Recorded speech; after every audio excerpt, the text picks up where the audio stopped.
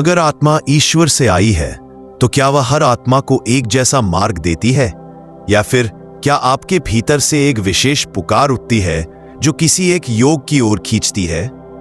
यह प्रश्न सिर्फ कोई बौद्धिक जिज्ञासा नहीं, यह आपके होने की गहराई से जुड़ा एक मौन आह्वान है। आपके हृदय के किसी बहुत भीतर हिस्से में यह प्रश्न वर्षों से रुका हुआ था, बस अब पहली बार वह शब्दों में ढल गया है। परमहंस योगानंद कहते हैं, हर आत्मा किसी विशेष कंपन के साथ जन्म लेती है और वही उसकी साधना का मार्ग होता है। उसी पहचानिए और उसी में प्रभु को पाइए। अब आंखें बंद कर लीजिए और कुछ क्षणों के लिए स्वयं से यह पूछिए, मैं किस योग के लिए बना हूं? क्या आपको मौन प्रिय है, या प्रेम और भक्ति की भावनाएं आपकी चेतना को गीला कर देती हैं? क्या सेवा में आपका हृदय खिलता है, या शास्त्रों की गहराई में उतरकर आप ईश्वर के दर्शन करते हैं? यह सिर्फ आपकी पसंद नहीं है, यह संकेत है आत्मा के मूल योग के। बहुत बार जीवन हमें उस दिशा में ले जाता है जहां सब जा रहे होते हैं, पर हम कभी नहीं पूछते, क्या यह मार्ग मेरे लिए है? शायद इसीलिए साधना संघर्ष बन जाती है। ध्यान में बैठते हैं पर मन नहीं टिकता, भजन गाते हैं लेकिन हृदय नहीं भीगता, सेवा करते हैं पर भीतर की खालीपन ज्यों की त्यों रहती है। क्यों? क्योंकि हम वह कर रहे हैं जो शुभ माना जाता है, लेकिन नहीं कर रहे जो स्वाभाविक है। योगानंद जी कहते हैं, सच्ची साधना तब जन्म लेती है जब आत्मा अपने स्वाभाविक मार्ग पर चलती है। कल्पना कीजिए, एक नदी जो पहाड़ों से निकलकर समंदर की ओर बहती है, उसे कोई सिखाता नहीं कि कहां जाना है। वह बस बहती है क्योंकि उसे पता है उसका धर्म क्या है। वह उस दिशा में नहीं जाती जहां लोग चाहते हैं, बल्कि उस दिशा में जहां उसकी प्रकृति उसे खींचती है। ऐसे ही आपकी आत्मा भी किसी एक योग की ओर सहज बहाव रखती है। आपको बस सुनना है उस मौन बहाव की ध्वनि को। अब आइए आत्मा के 4 यौगिक रूपों की ओर चलें, नहीं उन्हें परिभाषित करने नहीं, बल्कि अनुभव करने। पहला है ध्यान योग। शायद आप ऐसे हैं जो भीड़ में भी मौन खोजते हैं, जिन्हें अकेलापन बोझ नहीं बल्कि एक वरदान लगता है, जिन्हें ध्यान करना सिखाना नहीं पड़ता, बस समय और शांति दीजिए, वो स्वयं ही अपने भीतर उतर जाएंगे। आपकी आत्मा शायद ध्यान के संगीत से बनी है। दूसरा है भक्ति योग। अगर किसी मंदिर में आरती की ध्वनि सुनकर आपकी आंखें भर आती है, अगर कोई संत की वाणी आपके भीतर बिजली की तरह दौड़ जाती है, अगर प्रभु शब्द सुनकर हृदय गहराई से कांपता है, तो शायद आपकी आत्मा प्रेम की तरंगों में बहकर ईश्वर की ओर बढ़ना चाहती है। तीसरा है कर्म योग। क्या आप स्थिर बैठ नहीं सकते? क्या जब तक आप किसी की मदद ना कर ले आपको चैन नहीं मिलता? क्या आपके हाथों से प्रभु की सेवा होती है और आपको लगता है प्रभु मेरे भीतर से काम कर रहे हैं? तो शायद आपके भीतर कर्म योग की अग्नि जल रही है। और चौथा है ज्ञान योग। कुछ आत्माएं तर्क में, विवेक में, प्रश्नों में और मौन उत्तरों में ईश्वर को खोजती है। आपके लिए ईश्वर एक जिज्ञासा नहीं, एक तत्व है जिसे आप जानना चाहते हैं, न कि केवल मानना। चारों योग, ध्यान, भक्ति, कर्म, ज्ञान, ये अलग अलग रास्ते नहीं है, बल्कि आत्मा के लिए 4 प्रकार की खिड़कियां हैं। आपकी आत्मा शायद एक विशेष दिशा में बनी है, पर अंततः वही सत्य सब मार्गों के अंत में उपस्थित है। प्रश्न यह नहीं है कि कौन सा योग श्रेष्ठ है, प्रश्न यह है आपकी आत्मा किस योग में खिलती है। अब एक अभ्यास कीजिए, शांत होकर एक गहरी सांस लीजिए और पिछले 1 वर्ष की याद कीजिए। कब ऐसा क्षण आया था जब आपने भीतर से सबसे अधिक संतोष, सबसे अधिक आनंद और सबसे अधिक जुड़ाव महसूस किया था? वह क्षण आपके लिए केवल एक भावनात्मक घटना नहीं थी, वह आपकी आत्मा का संकेत था। उसने कहा, यही है वह मार्ग, यही है वह योग जिससे मैं बनी हूं। कई बार हम इस संकेत को बचपन में ही अनुभव कर लेते हैं। कुछ बच्चों को अकेले में बैठना अच्छा लगता है, कुछ को मूर्ति के सामने हाथ जोड़ना, कुछ को माँ पापा के लिए पानी लाना और कुछ को किताबों में खो जाना। समाज उन्हें शांत, भावुक, जिम्मेदार या बुद्धिमान कहता है, पर योगानंद जी कहते हैं ये शब्द नहीं, आत्मा की प्रारंभिक अभिव्यक्तियां हैं, उन्हें अनदेखा मत कीजिए। अगर आपने अपने योग को पहचाना तो साधना जीवन बन जाएगी। न संघर्ष, न तुलना, न कृत्रिम प्रयास, बस एक सहज बहाव जिसमें ईश्वर स्वयं उतरते हैं। आपका योग ही आपकी आत्मा की भाषा है। अगर आप उसे पहचान ले तो आपका हर कर्म एक प्रार्थना बन जाएगा। हर मौन एक मंत्र, हर सांस एक साधना। अब अंतिम प्रश्न, क्या आप अपने योग को पहचानने के लिए तैयार हैं? यदि हां, तो ये वीडियो आपके लिए एक संकेत नहीं, एक शुरुआत है। अब जब आप अपने भीतर की ओर यात्रा कर चुके हैं, तो अगला चरण है अपने पहचाने गए योग को जीना और उसे धीरे धीरे अपने जीवन के हर पहलू में समाहित करना। आपने अपने भीतर वह क्षण तो अवश्य महसूस किया होगा जब लगता है कि कुछ बहुत भीतर से जाग रहा है। वह कोई विचार नहीं होता, वह कोई प्रेरणा भी नहीं होती, वह एक जाना पहचाना कंपन होता है जिसे शायद आपने बचपन में अनुभव किया था, लेकिन जीवन की दौड़ में भूल चुके थे।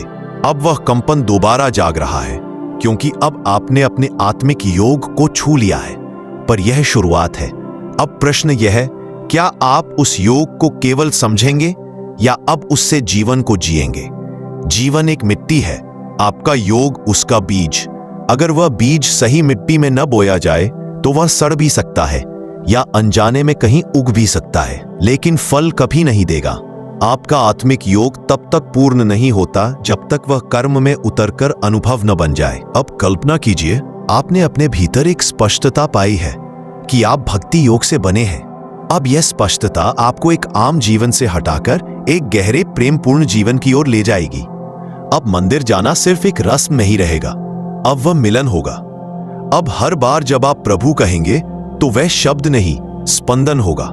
अब जब आप किसी से प्रेम करेंगे तो वह केवल भावना नहीं होगी, बल्कि ईश्वर के प्रति समर्पण का रूप होगा। पर यदि आप भक्ति योग को जानकर भी केवल ध्यान करने बैठें, क्योंकि समाज कहता है ध्यान ही श्रेष्ठ है, तो आप अपने उस बीज को गलत मिट्टी में बो देंगे और तब साधना संघर्ष बन जाएगी। ठीक वैसे ही यदि कोई ध्यान योग से बना व्यक्ति खुद को सेवा में झोंक दे और वह भी बिना भीतर उतरे हुए, तो कुछ समय बाद वह थक जाएगा। उसके कर्म में स्पंदन नहीं बचेगा, केवल जिम्मेदारी का भार बचेगा। परमहंस योगानंद जी कहते हैं, आत्मिक साधना वही सफल होती है जिसमें साधक अपने स्वाभाविक योग की गहराई से उतरता है। अब इस क्षण जब आप ये वीडियो देख रहे हैं, ये मत पूछिए दूसरे लोग क्या करते हैं, बल्कि पूछिए मेरे भीतर क्या खिलना चाहता है। योगानंद जी ने स्वयं क्रिया योग को अपनाया क्योंकि उनकी आत्मा मौन, ध्यान और आंतरिक ऊर्जा की ओर खींचती थी। पर उन्होंने कभी ये नहीं कहा कि यही एक मार्ग है। उन्होंने कहा, हर आत्मा की अपनी प्रकृति होती है, उसे उसी भाषा में ईश्वर को पुकारना चाहिए जिसमें वह जन्म से बोलती रहे। अब जीवन के अलग अलग हिस्सों में आप इस योग को कैसे जी सकते हैं? मान लीजिए आप कर्म योग से बने हैं, तो हर कार्य में ध्यान कैसे जोड़ें, हर सेवा में भक्ति कैसे उतरे, हर भाग दौड़ में मौन की जगह कैसे बनाएं? यही है योग को जीने की कला। आपका योग अब केवल ध्यान कक्ष तक सीमित नहीं रहेगा, वो आपके भोजन पकाने में होगा, आपके किसी की मदद करने में, आपके बोलने की शैली में, आपके हंसने में, आपके मौन में। योग अब कोई अलग साधना नहीं, बल्कि आपकी उपस्थिति का स्वरूप बन जाएगा। आप किसी से मिलेंगे और बिना बोले आपकी उपस्थिति उन्हें छू जाएगी। क्यों? क्योंकि अब आप उस ऊर्जा से भरे हुए होंगे जिससे आपकी आत्मा बनी है। यह बहुत सूक्ष्म है, यह कोई ध्वनि नहीं करता, यह प्रचार नहीं मांगता, यह एक दिए की तरह जलता है, शांत, सधा हुआ भीतर से।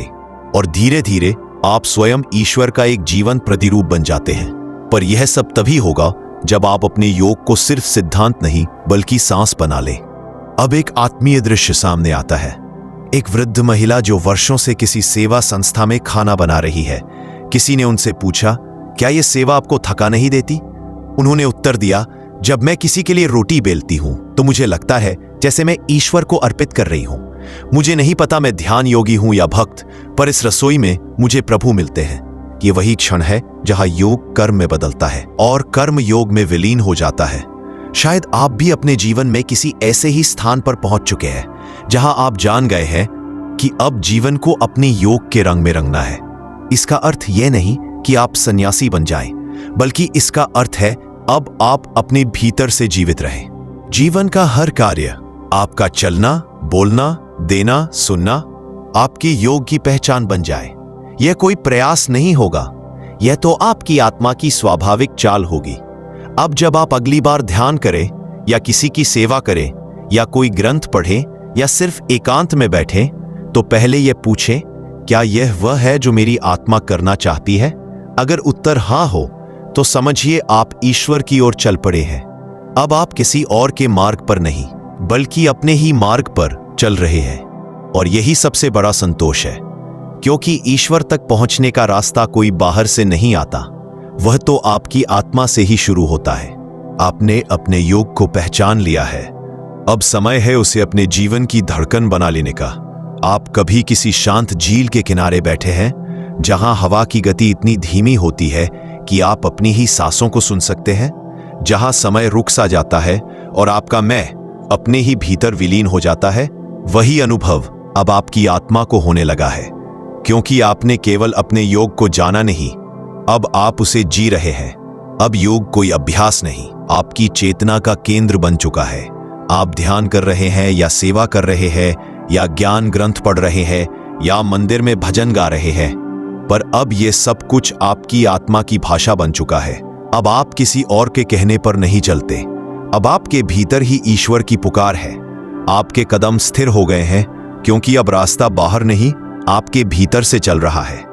एक साधक के जीवन में सबसे बड़ा क्षण वह होता है जब उसे पहली बार यह महसूस होता है कि मैं अकेला नहीं हूं, कोई भीतर से मेरा मार्गदर्शन कर रहा है।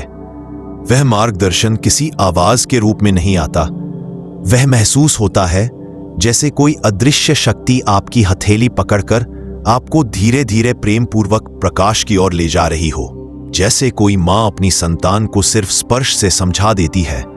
परमहंस योगानंद जी कहते हैं, ईश्वर तक पहुंचने के जितने मार्ग हैं उतनी ही आत्माएं इस पृथ्वी पर है, लेकिन हर आत्मा के भीतर एक विशेष कंपन होता है जो उसे किसी एक योग से जोड़ता है। वही कंपन अब आपके जीवन का संगीत बन गया है। अब चलिए जरा कल्पना कीजिए, एक कमरा है जिसमें 4 दीवारें हैं। ज्ञान, भक्ति, कर्म और ध्यान पर आपके पास केवल एक चाबी है जो केवल एक दीवार को खोल सकती है। उस दीवार के पार क्या है? ईश्वर।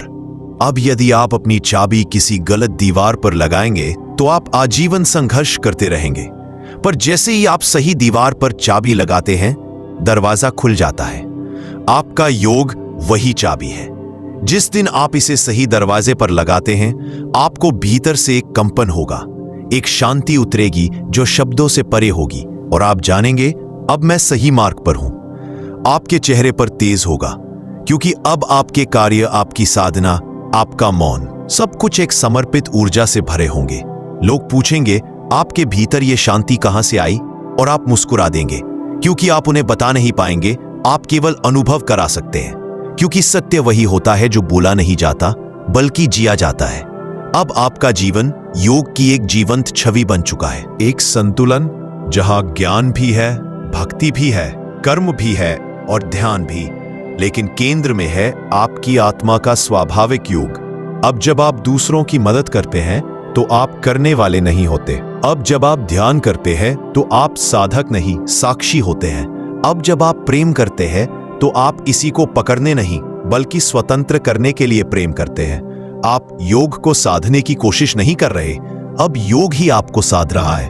और एक दिन अचानक आप अपने भीतर उस दिव्य क्षण को अनुभव करेंगे जहां करने वाला, कर्म और किया गया तीनों एक ही ऊर्जा में विलीन हो जाएंगे। योगानंद जी कहते हैं, जब साधना और साधक एक हो जाते हैं तो ईश्वर प्रकट हो जाता है। वह ईश्वर किसी मूर्ति में नहीं, वह ईश्वर आपकी चेतना में प्रकट होता है। अब आपकी आत्मा केवल परमात्मा को ढूंढ नहीं रही, अब वह उसे जी रही है। अब हर दिन, हर क्षण आपका जीवन ईश्वर की साधना बन चुका है। और अंत में कोई पूछता है आपसे, क्या आपने ईश्वर को पाया? और आप धीमे से उत्तर देते हैं, मैं अब अलग नहीं रहा, मैं उसी से बना हूं। प्रिय साधकों, यदि यह आत्मिक यात्रा आपके अंतर्मन को छू गई हो, यदि इन शब्दों में आपने अपने जीवन का उत्तर पाया हो, तो इस चैनल को सब्सक्राइब करें, क्योंकि यहां हर वीडियो आपकी आत्मा की उस यात्रा को पोषण देगा जो आपको ईश्वर से जोड़ती है। यहां कोई प्रचार नहीं, कोई शोर नहीं, सिर्फ एकांत की आवाज है जो आपसे कहती है, आप जिस योग से बने हैं उसे जीना मत भूलिए। आपका आत्म मार्ग ही आपका ईश्वर मार्ग है। आभार और प्रेम सहित आपका आध्यात्मिक साथी।